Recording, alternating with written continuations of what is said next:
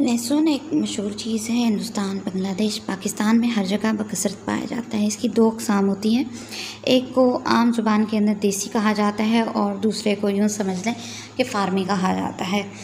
तो इसका इस्तेमाल पहले तो देसी किया जाता था, लेकिन अभी दूसरा जो वलायती मिलता है उसको भी इस्तेमाल में लाया जा सकता है, क्योंकि देसी के जो दाने होते हैं वो किसी हद तक इस वक्त काबिल इस्तेमाल नहीं है। जैसे कहते हैं कि मरा हुआ लहसुन पाया जाता है। इसको गार्लिक भी कहा जाता है और जो पूरा इसका जुआ होता है उसको इस्तेमाल में लाया जाता है। हमारी आम खाने की चीज़ों के अंदर भी, हड्डियों के अंदर इसको इस्तेमाल किया जाता है।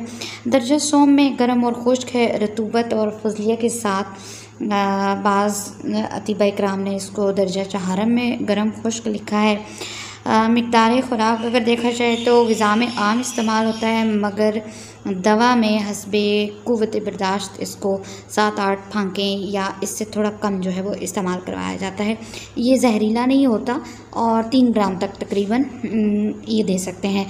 अब किन लोगों को ये नुकसान पहुंचाता है, तो जिनके, जैसे मैंने बताया, इसका मिजाज गर्म खुश्क है, तो जिनका मिजाज गर्म खुश्क हो, यानी सफरावी मिजाज जिसे हम कंसिडर करते हैं अपनी तिबी ज़ुबान के अंदर, तो उनको ये नुकसान पहुंचाता है। इसी तरह से बवासीर, पेचस और खनाज़ीर के मरीज़ों को इसका परहेज़ करना चाहिए। और गर्म मिजाज वाले अशख़ास को इससे मुंह में खुश्की पैदा होकर दर्द सर हो जाता है।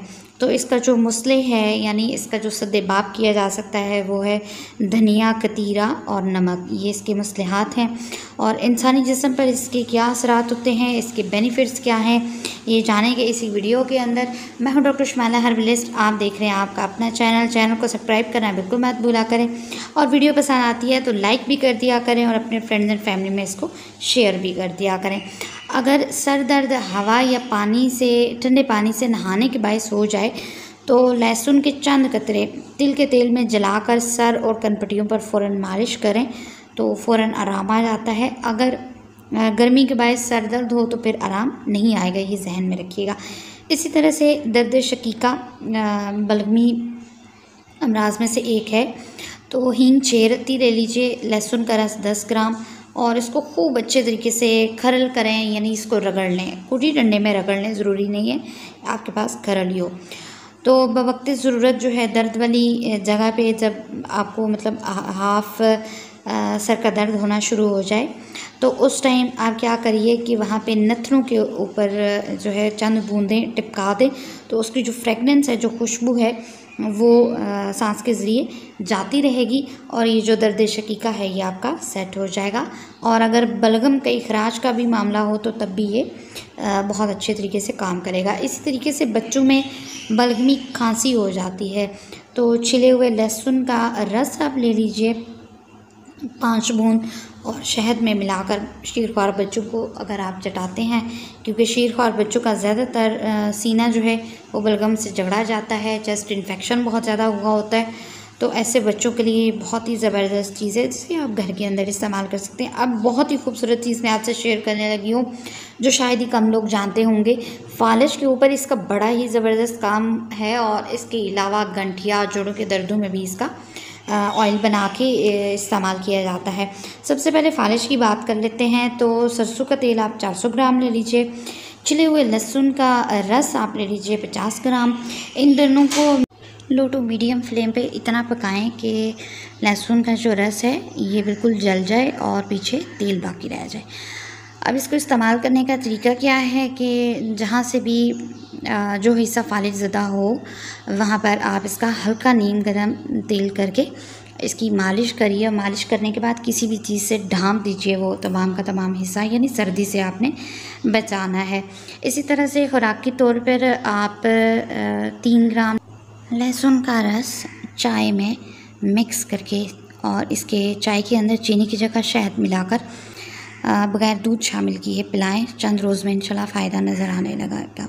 इसी तरह से लहसुन की तुरी पहले एक दिन 1 खिलाएँ, दूसरे दिन 2, इसी तरह बढ़ाते बढ़ाते 40 पर लेके जाएं, फिर एक जो है रोज़ाना की बुनियाद पे कम करते जाएं। तो जब 1 तुरी आ जाए फिर उसके बाद आप इसको छोड़ दीजिए, तो इंशाल्लाह जो फालिज का प्रॉब्लम है ये सॉर्ट आउट हो जाएगा।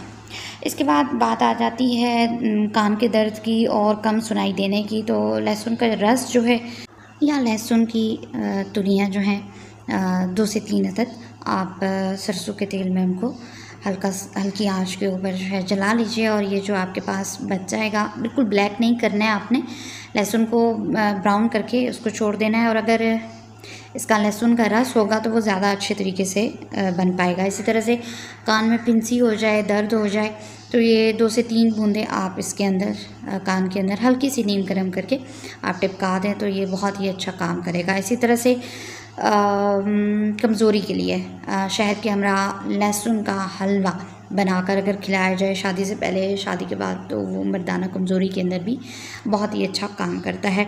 इसी तरह जोड़ों के दर्द के लिए लहसुन का रस 25 ग्राम, तिल का तेल 50 ग्राम मिक्स करके लो टू मीडियम फ्लेम के ऊपर आप इसको जलाइए। और जब तेल बाकी रह जाए तो ये आपके पास आ गया जोड़ों के दर्द का तेल। आप इसको इस्तेमाल करिए, हल्का सा नीम गर्म करके जोड़ों के दर्दों पे लगाइए, जहाँ जहाँ पे आपको पेन हो। इवन के जहाँ पे पट्टे का खिंचाव भी हो जाए तो ये वहाँ पे भी आ जाता है काम। और इसके अलावा जिनकी अभी चिकनगुनिया जिनका प्रॉब्लम हो जाता है अगेन एंड अगेन, उस पर भी बड़ा ज़बरदस्त काम करता है। पट्टों को भी ये अच्छे तरीके से मजबूती दे देता है। ठीक है, इस तरह से अगर आप इस्तेमाल करेंगे तो बहुत ही अच्छे बेनिफिट्स आप इससे ले सकते हैं। अब बात आ जाती है अंदरूनी इस्तेमाल की। तो गोश्त को जल्द गलाने के लिए भी इसका इस्तेमाल किया जाता है, मसाला जात वगैरह में भी। इसी तरह सूए हज़म की बहुत सारी सूरतों में लहसुन का इस्तेमाल किया जाता है। स्पेशली हाई बीपी के लिए इसका इस्तेमाल किया जाता है। लहसुन पेशाब और हैज़ को जारी कर देता है और आवाज़ को भी साफ़ करता है। इसी तरह फालज, लकवा, राशा, वजुल मुफासिल के दर्द, अरकुनिसा, कमर के दर्द में, खांसी में, ज़िकुन नफ्स में और पुराने बुखारों में भी इसका इस्तेमाल किया जाता है। बदन को गर्म और सेहत को कायम रखता है ये। इसको आम तौर पर अनारदाना, पुदीना और अदरक के साथ रगड़कर चटनी तैयार की जाती है। मुनासिब इसमें नमक शामिल करके दिया जाता है। तो ये रीही अमराज के लिए और फारा के लिए बहुत ही मुफीद रहता है। और रीही अमराज में और फारा में अगर इसको भून कर चटनी के अंदर इस्तेमाल किया जाए तो ये ज़्यादा बेटर रहता है। इसी तरह से इसकी चूँकि बू नाखुशगवार होती है तो इस वजह से इसे खाने से थोड़ा सा इज्तनाब भी बढ़ता जाता है। लेकिन अगर लहसुन के 1 जुए या 2 जुए के साथ खुबानी खुश्क 2 या 3 अदद खा ली जाए तो इसकी जो फ्रेगरेंस है, वो जो बुरी सी फ्रेगरेंस होती है, वो ख़त्म हो जाती है।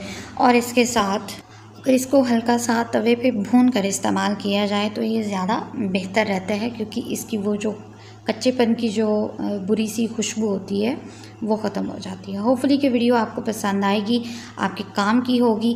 मिलते हैं नई वीडियो में। चैनल को सब्सक्राइब करना बिल्कुल मत भूलिएगा।